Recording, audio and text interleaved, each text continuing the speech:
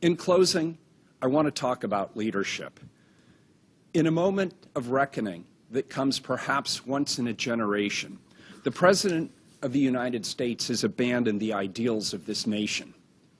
He's demanded that governors, quote, dominate, unquote, protesters who are fighting for racial justice.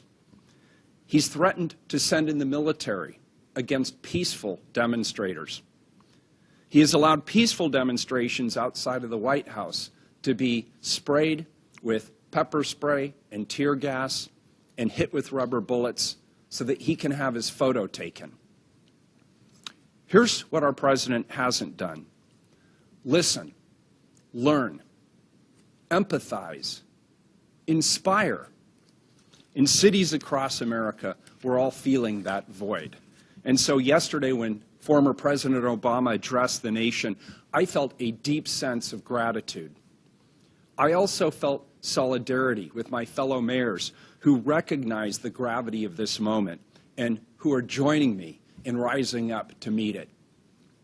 President Obama reminded us that the United States of America was founded on protest, that our greatest progress comes when people hold the status quo up to the light of day and demand Last night, several change. thousand people gathered and marched peacefully in downtown Portland. The organizers of this effort managed the event very successfully and helped keep it peaceful. After the protesters left the area, some splinter groups remained that were less orderly. For the next several hours, people in this group of about 200 lit fires, threw projectiles at the police, and broke windows at a building.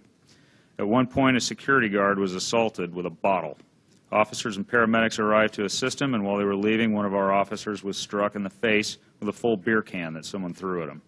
This brings the number of officers injured in the last week to 19.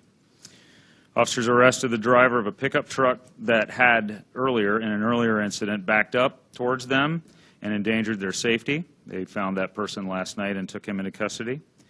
Officers were able to arrest at least one other person who had been involved in several crimes over the past 3 days. We are noticing that vehicles and crowds are a particular hazard, and we are doing everything that we appropriately can to safely stop them and, when possible, arrest occupants who've been engaged in criminal activity. This crowd finally dispersed at about 4 a.m., and we were able to get through the night without being required to use tear gas. Situation like a school. Talking about SROs being out of schools, what do you say to parents who maybe are concerned that if a situation like a school shooting or something were to happen, who's going to get there as quickly maybe as SROs in the past? Yeah, and thank you for the question. And that, of course, has been one of the arguments I put forth for maintaining the SRO division in the last 4 budgets that I put forth as mayor. But what we are hearing loudly and clearly from the community is that they do not want this direct, physical, ongoing presence in the schools. And while I came to this conclusion and moved my team forward to put this in place last night, you may be aware that the Portland Public Schools terminated the relationship a few minutes ago regardless. So it's a bit of a moot point. But what I would tell those parents is the safety of their children is paramount, and the Portland Police Bureau will figure out how to ensure, to the best of their ability, the safety of those children, working with the school districts to make sure that we do have strategies in place. And I want to second Someone's getting ready to come up to the microphone. I can talk a little bit about tear gas. Tear gas actually is, that term is a little bit inaccurate regarding what we use. We use something called CS gas, which is a little bit different as I understand it, and we're going to stretch the limits of my understanding of these kinds of things. CS gas is actually a very fine powder, and we use it as opposed to what is traditionally known as tear gas because it is only used as an area denial technique, which means all you have to do if you are in a cloud of CS gas is walk out of it, and then you stop feeling the effects. You'll have a little bit of an aftertaste. I've experienced this myself because we expose our crowd control teams to it so that they understand what it is that they're about to use on people and how to counteract its effects. But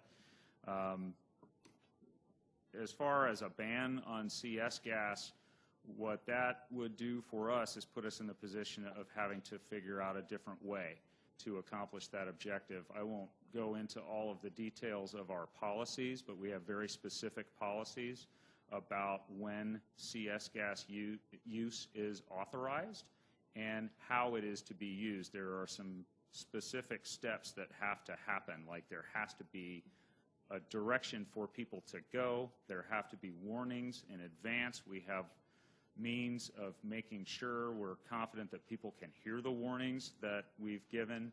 And then the whole idea of that tool is to just get people out of the area that they are occupying right now. And as you'll read in our policy, it requires a fairly significant level of violence from the crowd. That objective is a lot safer, actually, to accomplish with the use of something like CS than it would be if we weren't able to use that and we still needed to accomplish that objective because of threats to safety. The alternatives to CS are things that tend to be higher levels of force that we actually like to avoid.